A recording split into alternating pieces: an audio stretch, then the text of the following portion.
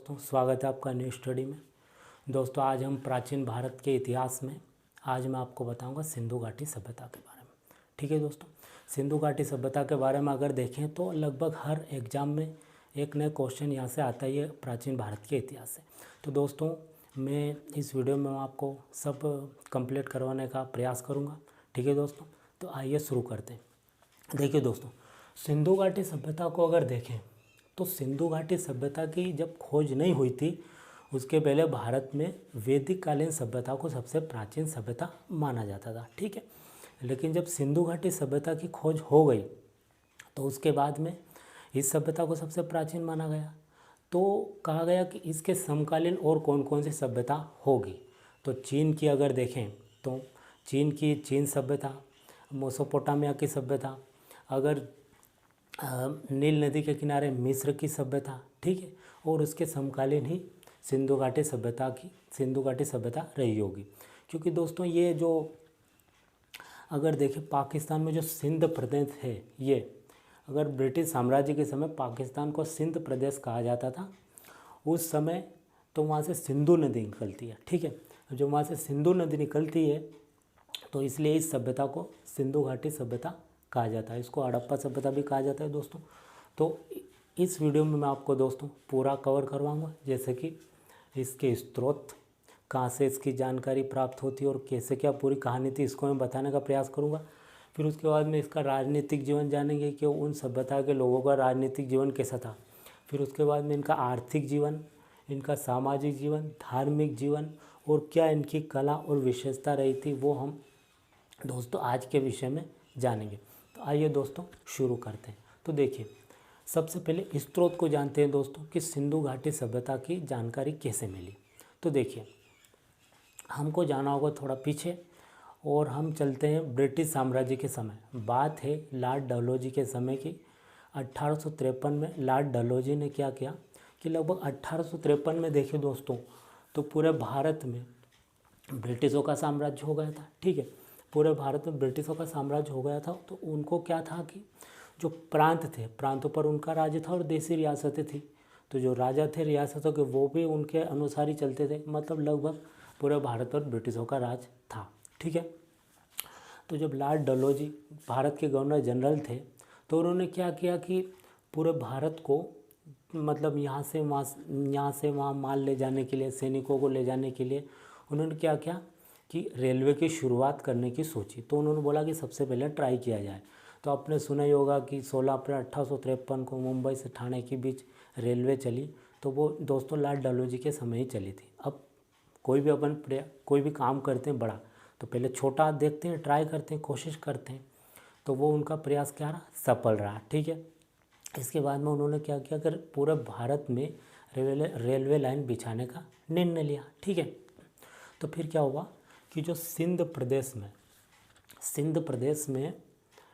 1853 के बाद railway line बिछाई जा रही थी। कराची, या दोस्तों कराची है, ये सिंध प्रदेश मान लेते हैं। तो ये कराची है, कराची से लाहौर एक रेलवे लाइन बिछाई जा रही थी। उससे पहले कि दोस्तों एक और छोटी सी घटना है, 1826 की घटना है। 1826 में क्या हुआ था कि एक व्यक्ति था, उसका नाम था चार्ल्स मेसन उधर गया, सिंध प्रांत तरफ घूमने गया होगा 1826 में। ब्रिटिशों का साम्राज्य था।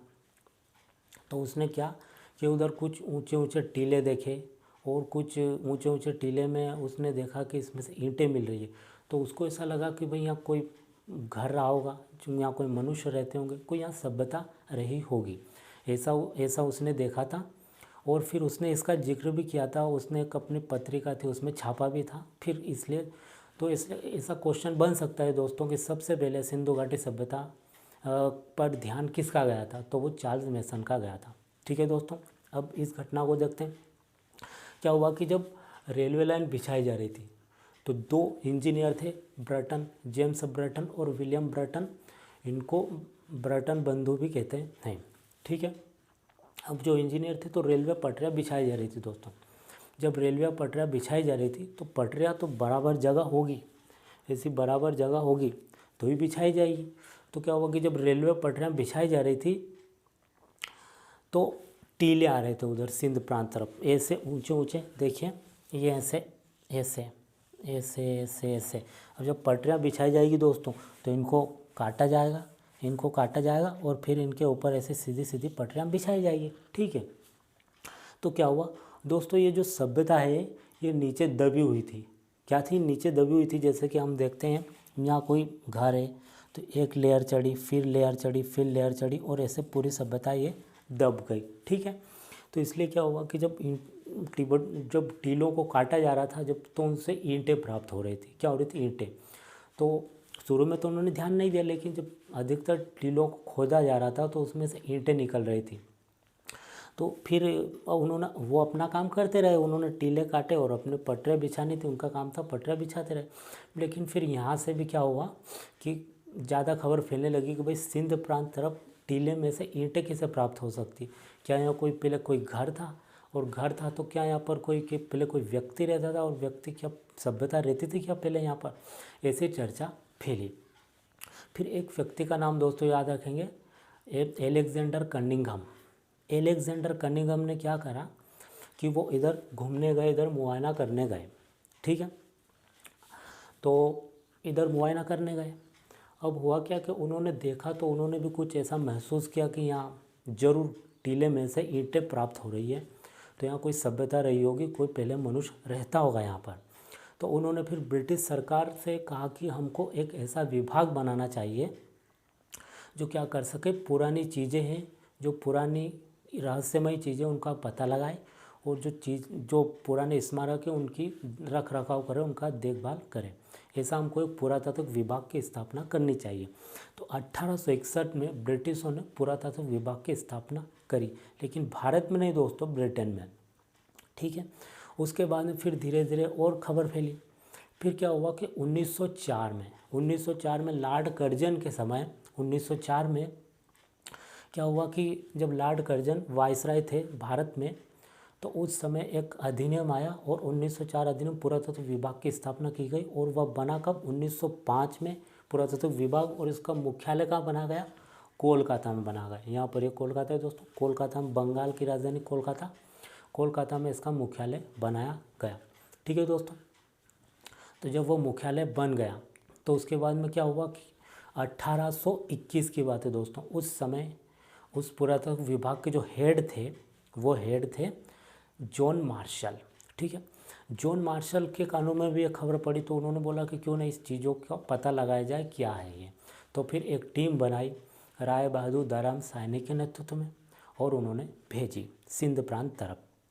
तो दोस्तों याद रखेंगे, क्वेश्चन आ सकता है, सबको ये तो याद रहता है कि सिंधु घाटी सभ्यता वहाँ निकली, लेकिन पाकिस्तान के किस ज़िले में? देखो दोस्तों, ये सिंध प्रांत है, तो आज़ादी के पूर्व जब तक बंटवारा नहीं हुआ था सिंध प्रांत, तो पाकिस्तान को सिंध प्रांत ही कहा जाता था, क्योंकि यहाँ से सिंधु नदी निकली है।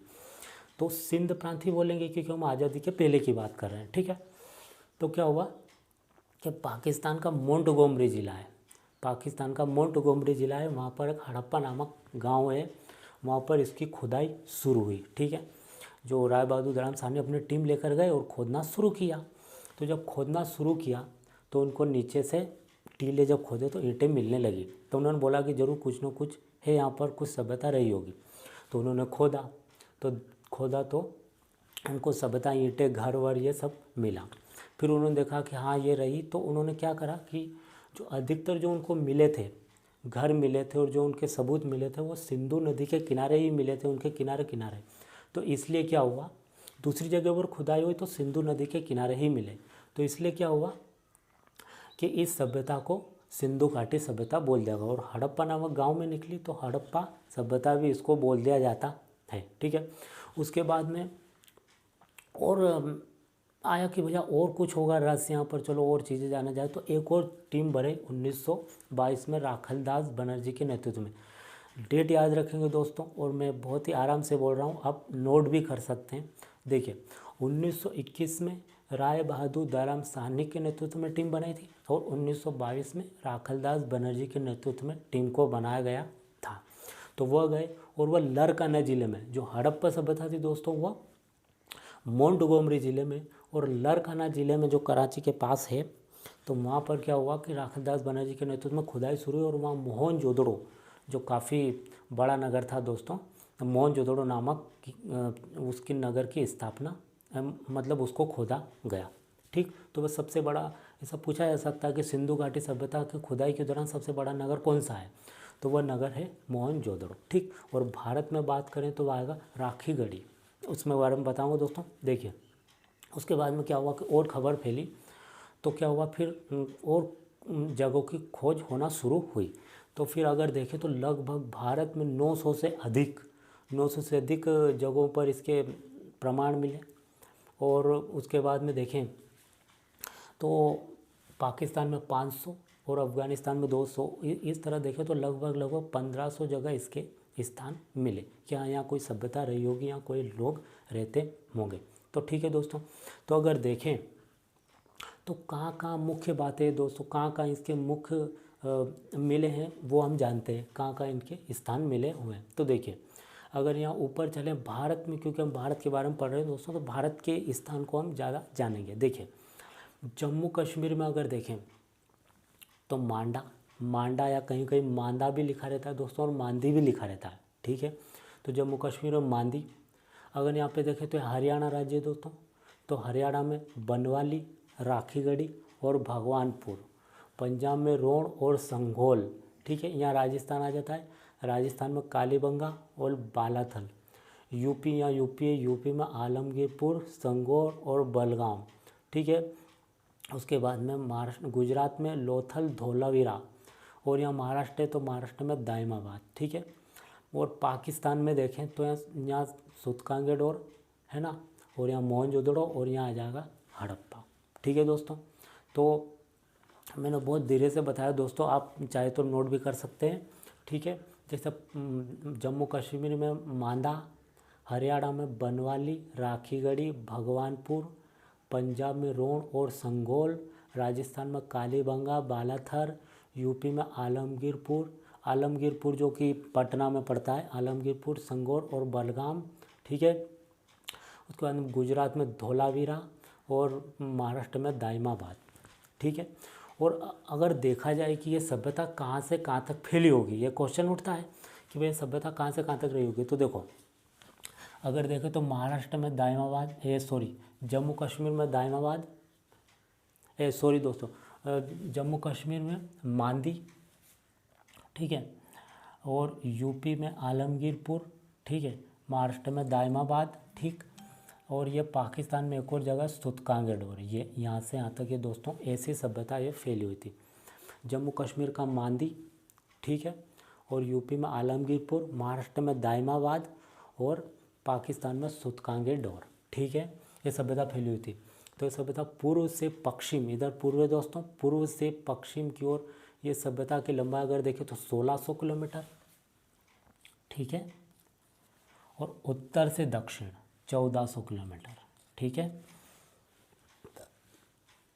दोस्तों उसके बाद में देखें तो ओवरऑल वर्ग देखा जाए तो इसका क्षेत्रफल था 12,99,600 वर्ग किलोमीटर, ये सभ्यता फैली हुई थी। ठीक है, अगर यूँ देखें वर्ग में तो पूर्व से पश्चिम 1600 किलोमीटर, उत्तर से दक्षिण 1400 किलोमीटर, और ओवरऑल वर्ग देखें तो 12,99,600 वर्ग किलोमीटर में सभ्यता फैली हुई थी। ठीक है दोस्तों, उसके बाद में ये तो हमने देख लिया कि कहाँ कहाँ रही थी और ये सभ्यता। अब इसके दोस्तों जो लिपि मिली है वो लिपि क्या है कि वो मतलब इतनी आसानी से समझी नहीं जा सकती, थोड़ी समझी और कुछ का अनुमान लगाया दोस्तों।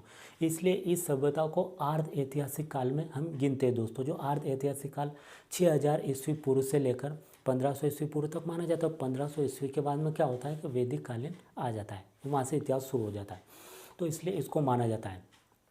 इसमें दोस्तों एक इसका टाइम पीरियड याद रखेंगे, इसका टाइम पीरियड है 2350 ईस्वी पूर्व से लेकर 1750 ईस्वी पूर्व तक। ठीक है दोस्तों, ये दोस्तों हम उल्टे जाना है, हमको उल्टे जाना है। 2300, 1700, फिर 1600 आएगा, फिर 1500, फिर 0 आएगा, और 0 के बाद क्या होगा, ईसा मसीह के जन्म के इधर का जो समय है वो इतिहास कहलाएगा। ठीक है, और एक नगरी सभ्यता दे दोस्तों, दो बातें याद रखें, क्योंकि क्या हुआ दोस्तों कि इसकी स्पष्ट लिपि को पढ़ा नहीं जा सका है। तो यहाँ पर क्या हुआ कि इतिहासकारों ने अपने अपने मत लगाए हैं कि इनका समय काल क्या रहा होगा, कब रहे होंगे ये। तो इनके अगर देखें तो उस समय जो पुरातत्व विभाग के जो हेड थे जॉन मार्शल ने समय बताया 3250 से 1750 ईस्वी पूर्व, सॉरी दोस्तों 3200 से 1750 ईस्वी पूर्व उन्होंने अपना समय बताया, ठीक है, 3250 से 1750, ठीक। और लेकिन अधिकतर इतिहासकारों ने उनको महत्व दिया है। फिर उसके बाद में जो एक विधि है कार्बन 14 विधि, उसके अनुसार, और एक भारतीय इतिहासकार है डीपी अग्रवाल के अनुसार इसका समय काल अगर देखें तो 2300 ईस्वी पूर्व से लेकर 1750 इसका माना गया है। 2300 दोस्तों, ये 2350 लिख दिया है क्योंकि दोस्तों कुछ बुक्स में 2300 भी लिखा रहता है और कुछ में 2350 भी लिखा रहता है। तो 2300 और 2350 वो आपको अपने हिसाब से देख लेना है, क्योंकि इसकी दोस्तों स्पष्ट लिपि हम जान नहीं पाए, समझ नहीं पाए, तो इसका अनुमान लगाया गया है, ठीक है दोस्तों। तो जॉन मार्शल ने जो बताया था, जो पुरातत्व विभाग के जो हेड थे, क्योंकि उनका वो हेड थे तो उनके अनुसार भी चलना पड़ेगा, उन्होंने 3250 से 2750 बताया, उन्होंने 1000 साल पहले का बताया, 3250 से 1750। वो जो डीपी अग्रवाल है उन्होंने और कार्बन 14 विधि के अनुसार 2300 से 1750 तक बताया है, ठीक है दोस्तों। ये हमने समझ लिया। अब इनका देखते हैं हम दोस्तों, इनके स्रोत को हमने जान लिया, इनका राजनीतिक जीवन देखते हैं। तो दोस्तों राजनीतिक जीवन की अगर बात करें तो राजनीतिक जीवन में इनको राजनीति में ज़्यादा दिलचस्पी नहीं थी, क्योंकि न इन्होंने लोहे की खोज की थी। तो लोहे की खोज नहीं की थी तो जाहिर है इनको क्या था, इनके पास हथियार भी नहीं थे और घोड़े का भी ज्ञान नहीं था, घोड़े को भी क्या थे ये अछूत मानते थे, ठीक है। तो ना तो इन्होंने लोहे की खोज की थी और ना ही इनको घोड़े का ज्ञान था, ठीक है दोस्तों। तो और इनको कोई हथियार वथियार भी नहीं थे और ये काफ़ी शांत स्वभाव के थे दोस्तों। लड़ाई दंगे में लड़ाई करना या ये इनमें तो राजनीति में इनका कोई ज़्यादा इंटरेस्ट था नहीं, तो ज़्यादा कोई योगदान है नहीं राजनीति में, ठीक है। उसके बाद में आर्थिक जीवन की अगर बात करें, ठीक है दोस्तों, आर्थिक जीवन की अगर बात करें तो यहाँ देख सकते हैं कि जो फसल उगाते थे, ये एक नगरीय सभ्यता थी दोस्तों, नगर की तरह रहते थे। तो ये जो फसल तो उगाते थे दोस्तों, फसल में हम देख सकते हैं गेहूँ, कपास और जौ। गेहूँ, कपास और जौ तो उगाते थे दोस्तों, लेकिन ये खेती से ये अपना नहीं करते थे, जीवन नहीं चलाते थे, ये व्यापार प्रधान थे, व्यापार करते थे दोस्तों, व्यापार करते थे। व्यापार भारत में भी करते थे और विदेश में भी जाता था। तो व्यापार दो प्रकार से करते थे दोस्तों, कितने प्रकार से, दो। एक तो जल मार्ग से भी जाते थे नाव के द्वारा, और एक स्थल मार्ग से भी जाते थे, ठीक है। तो जो जल मार्ग से जाते थे, तो जब वहाँ जाते थे व्यापार करने तो उनको मोहर लगाई जाती थी कि ये माल आया ये किस मार्ग से आया, स्थल मार्ग से आया, स्थल मार्ग यानी बैलगाड़ी, क्योंकि पहले दोस्तों विज्ञान का इतना तो वो तो हुआ नहीं था उत्पत्ति, तो कि वाहन बन जाएगी, रेलगाड़ी बन जाएगी, हवाई जहाज़ बन जाएंगे, उस समय चलती थी बैलगाड़ी। तो बैलगाड़ी से क्या होता था, व्यापार होता था, और नाव से भी होता था, दोनों तरीके से होता था। ये व्यापार में क्या था दोस्तों, अपना सब काम करते थे, ठीक है। और दोस्तों कि यहाँ पर जो मुद्रा थी, मुद्रा नहीं थी दोस्तों, आदान प्रदान होता था। क्या होता था, आदान प्रदान। जैसे कि वस्तु विनिमय प्रणाली थी, यहाँ पर मुद्रा नहीं थी। जैसे आज के समय में हम पैसे देखते हैं, पैसे हम देते हैं और हमें कुछ चीज़ खरीदते हैं या लेते हैं, ठीक है, या किसी को भी कोई चीज़ लेनी होगी तो उसको पैसे देना होगा। लेकिन उस समय मुद्रा नहीं थी, कोई मुद्रा ही नहीं थी। वहाँ क्या था कि अदला बदली, आदान प्रदान होता था। एक व्यक्ति दूसरे से अगर मुझे कुछ लेना है तो मेरी कुछ वस्तु देनी पड़ेगी, तब मुझे वो वस्तु मिलेगी, ऐसे अदला बदली होती थी, हम जिसको आम भाषा में कह सकते हैं, ठीक है। ये हुआ। उसके बाद में दोस्तों उन्होंने एक वस्तु की खोज की थी जिसका नाम था तांबा, ठीक है। तांबा और एक और वस्तु टीन को मिलाकर उन्होंने बताया था कांसा, इसलिए इस सभ्यता को कांस्य युगीन सभ्यता भी कहा जाता है, ठीक है दोस्तों। तो ये हमने आर्थिक जीवन में देखा। और इसके बाद में देखें तो आर्थिक जीवन में दोस्तों आपको तीन चार बातें याद रखनी है। सबसे पहले ये कृषि तो उगाते थे, गेहूँ, कपास, जौ, कृषि से उगाते थे, लेकिन कृषि में क्या है कि ये ज़्यादा व्यापार पर ध्यान देते थे दोस्तों, ठीक है। व्यापार करते थे, कृषि पर इतना ध्यान नहीं देते थे। ठीक है, व्यापार दोनों मार्ग से होता था, जल और स्थल दोनों मार्ग से। ठीक है, और यहाँ पर वस्तु विनिमय था, वस्तु विनिमय प्रणाली हुआ करती थी दोस्तों। ठीक है, वस्तु विनिमय प्रणाली हुआ करती थी। फिर उसके बाद में इन्होंने तांबा उसकी खोज की थी, तांबा और टीन से इन्होंने क्या बना था, कांसा बना था, इसलिए इनको कांस्य युगीन सभ्यता भी कहा जाता है। ठीक है दोस्तों, तो ये हमने इनके आर्थिक जीवन को भी देख लिया। ठीक, ये कृषि उगाते थे दोस्तों, लेकिन ये व्यापार पर ध्यान देते, इसलिए इस सभ्यता को व्यापारिक सभ्यता भी कहा जाता है, क्योंकि यहाँ व्यापारों का काफ़ी बोलबाला था। अब सामाजिक जीवन में आते हैं दोस्तों, तो सामाजिक जीवन में ऐसा कह सकते हैं कि भाई ये इतनी बड़ी सभ्यता थी और इतनी फैली हुई थी और इतनी विस्तृत सभ्यता थी, इतनी विकसित सभ्यता थी, तो कोई भी इस सभ्यता को चलाने के लिए कोई ना कोई व्यवस्था तो रही होगी। तो ऐसा कहा जाता है कि एक रक्षक वर्ग था, एक रक्षक वर्ग था जो इनकी रक्षा करता था। फिर एक विद्वान वर्ग था जो इनको जीवन के बारे में सिद्धांत बताता था, जीवन के बारे में महत्व बताता था। फिर एक व्यापारिक वर्ग था और एक किसान और मजदूर वर्ग हुआ करता है, 4 वर्ग थे। मैं वर्ण व्यवस्था नहीं बोल रहा हूँ दोस्तों, मैं इस व्यवस्था कैसे चली होगी उस हिसाब से बोल रहा हूँ कि इतनी बड़ी सभ्यता को किस प्रकार से चलाया गया होगा। ठीक है, तो एक रक्षक वर्ग रहा होगा, एक विद्वान वर्ग रहा होगा, एक व्यापारिक वर्ग जो पूरा व्यापार करता होगा, पूरी व्यवस्था को चलाता होगा, और एक मजदूर या किसान वर्ग होगा जो खेती किसानी करता था। ठीक है, उसके बाद में ये तो क्या हुआ कि ये तो समाज हुआ। अगर घर में अगर देखें तो घर में यहाँ पर क्या था दोस्तों, महिला मात्र सत्तात्मक हुआ करती। दोस्तों आज हम देखते हैं तो हमारा जो समाज है वो पुरुष सत्तात्मक है। जो घर में जो निर्णय लिए जाते हैं, जो मुखिया होता है घर का, वो पुरुष होता है। उस समय दोस्तों क्या था कि महिलाएं हुआ करती थी, महिलाएं निर्णय लिया करती थी और महिलाओं के अनुसार घर में जो भी डिसीजन होता था वह लिया करता था। और ऐसा कहा जाता है कि जब विवाह होता था, हालांकि विवाह तो बहुत कम होता था, जिसकी इच्छा होती थी वो करते थे, लेकिन ज़्यादा करते नहीं थे। इसमें क्या था दोस्तों कि जैसे कि विवाह होता था, विवाह के बाद जो महिलाओं के साथ पुरुष जाते थे दोस्तों। आज क्या होता है कि पुरुष के साथ महिला आती है पुरुष के घर, उस समय महिलाओं के साथ जाते थे, ऐसी थी परंपरा। ठीक है, उसके बाद में फिर आगे चले तो घर जो महिलाएं थी उनको श्रृंगार करने का भी शौक़ था। ऐसा तो ही नहीं अब महिलाएं ये तो करेंगी, जो आज करती पहले भी करती होंगी।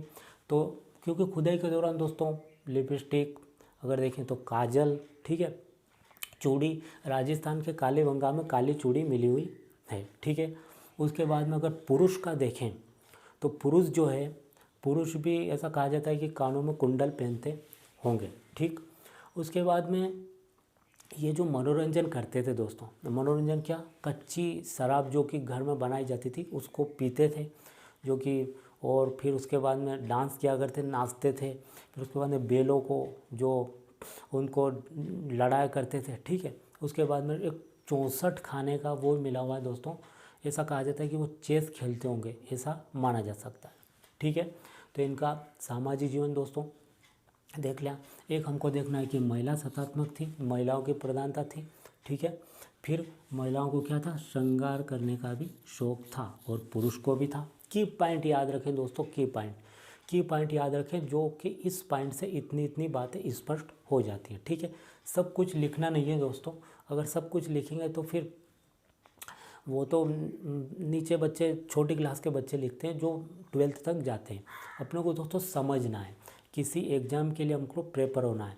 ठीक है, तो दोस्तों हमको लिखना कम है, समझना ज़्यादा है। ठीक है, देखिए महिला सत्तात्मक मतलब महिलाओं की प्रधानता थी और श्रृंगार करने का शौक़ था, और वह मनोरंजन भी करते थे। मैंने बता दिया कि वो चेस खेलते होंगे, वो डांस करते थे, है ना, वो लड़वाते थे। ठीक है, उसके बाद में धार्मिक जीवन की बात करें दोस्तों, धार्मिक जीवन में तो धार्मिक प्रवृत्ति के रहे होंगे, क्योंकि खुदाई के दौरान अगर देखें तो एक मूर्ति मिली हुई है भूगर्भ देवी, जिसकी मतलब पेट से एक पेड़ को उगाया हुआ दिखाया गया है, जैसे पृथ्वी माता भी बोल सकते हैं। तो भूगर्भ देवी, ठीक है, भूगर्भ देवी की मूर्ति मिली हुई है। ठीक है, एक कुबड़ वाला बेल मिला हुआ है खुदाई के दौरान। ठीक, तो ऐसा कहा जाता है कुबड़ वाले बेल की पूजा करते होंगे। फिर उसके बाद में एक पीपल के वृक्ष का वो मिला हुआ है, और पशुपतिनाथ, ठीक।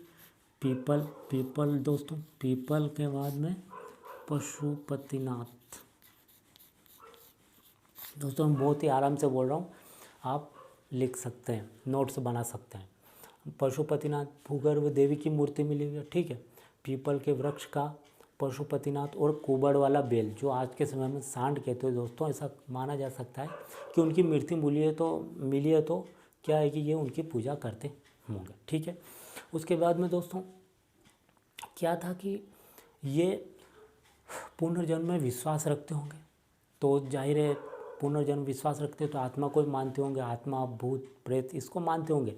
तो उनसे बचने के लिए क्या है कि ये तावीज़ का प्रयोग करते थे, तो खुदाई के दौरान वो मिले हुए हैं, तो कि ये जाहिर है कुछ ऐसी प्रथाओं को मानते होंगे जो शायद होती होगी, फिर उनसे बचने के लिए तावीज़ का प्रयोग करते थे, ठीक है। उसके बाद में देखें तो जब मनुष्य मर जाता था, इनके इसमें जो भी कोई व्यक्ति मर जाता था तो उसको क्या करते थे कि ये जलाते नहीं थे, उसको तेल में फ्राई करके क्या करते थे, तेल में फ्राई करके एक जगह रख देते ताकि कोई पशु पक्षी उनको खा ले। दूसरा क्या करते थे, नदी में बहा देते थे। तीसरा गाड़ देते थे, ये जलाते नहीं थे दोस्तों, ठीक है।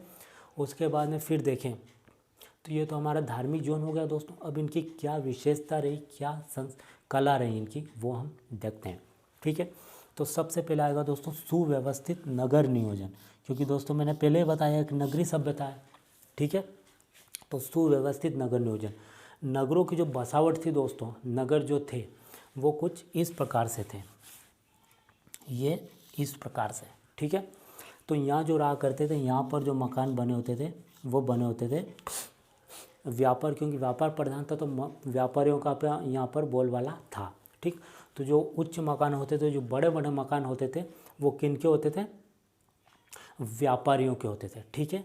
उसके बाद में जो नीचे मकान बने होते थे वो मजदूर और किसान वर्ग के बने होते थे, ठीक है। ये दोनों आपको पता रहना चाहिए। जो ऊंचे लेवल पर जो रहते थे वो रहते थे, मैं वर्ण की नहीं बोल रहा हूँ दोस्तों, मैं जगह की बोल रहा हूँ कि वो ऊंचे पर बनाते थे और नीचे पर ये बनाते थे मजदूर और किसान वर्ग, और व्यापारिक वर्ग ऊंचा बनाते थे ऊंचे छोर पर, ठीक है। उसके बाद में दोस्तों देखें तो ये तो हो गया, और जो सड़कें थी वो कुछ इस प्रकार की थी, इस प्रकार की, ठीक है। इस प्रकार की सड़कें थी। तो मकान बने होते थे वो इसके किनारे बने होते थे, यहाँ पर ऐसे जो हम आज देखते हैं ना, ऐसे। ये दोस्तों ऐसी सड़कें होती थी, ऐसी सड़कें होती थी, ये ऐसी सड़कें होती, तो मकान यहाँ बने होते थे ऐसे,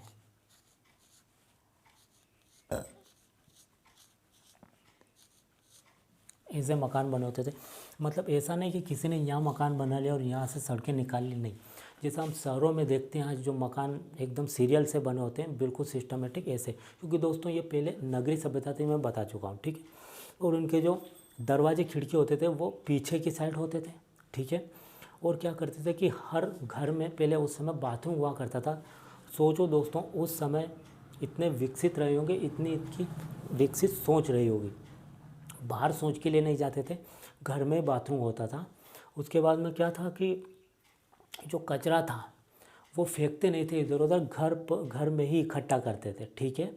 घर में इकट्ठा करके फिर उसको जाते थे और फिर नगर के बाहर जाकर उसको गाड़ कर आते थे, ठीक है दोस्तों। तो ये हमारी क्या हो गई, सुव्यवस्थित नगर नियोजन हो गया, ठीक। उसके बाद में सुव्यवस्थित जल प्रबंधन, जल का क्या प्रबंधन था दोस्तों, जल किस प्रकार से, क्योंकि हम जल ही जीवन है हर व्यक्ति के लिए, और सभ्यता भी सिंधु नदी के किनारे लगभग बसी हुई थी, ठीक है। जल को अगर देखें तो जल में आज हम देखते हैं दोस्तों, तो ये एक नदी निकल रही है, ये नदी निकली, और क्या हुआ कि इसमें क्या हुआ कि देखें तो यहाँ पर एक बांध बना दिया जाता है। अब जो नदी का पानी आता है यहाँ तक आता है और पूरा इतना इतना क्षेत्र जो भी है सारा डूब जाता है, ठीक है। लेकिन इस समय क्या था कि छोटे छोटे बांध बनाए जाते थे हर जगह, ऐसे ये भरा जाए तो इसको खोल दो, ये भरा जाए तो इसको खोल दो, ये भरा जाए तो इसको खोल दो, बाकी ऐसे। और जब पानी इनको ज़रूरत पड़ती थी तो फिर इसमें से यूज़ करते थे, इसलिए। तो सुव्यवस्थित नगर व्यवस्था और जल प्रबंधन हमने देख लिया। तो दोस्तों हम देख सकते हैं कि थोड़ा अगर मैं बात करूँ फिर से आपको रिपीट करवाऊँ तो राजनीतिक जीवन में क्या था, इनको ज़्यादा इंटरेस्ट नहीं था, ज़्यादा दिलचस्पी नहीं थी, क्योंकि इनको न तो इन्होंने क्या किया था,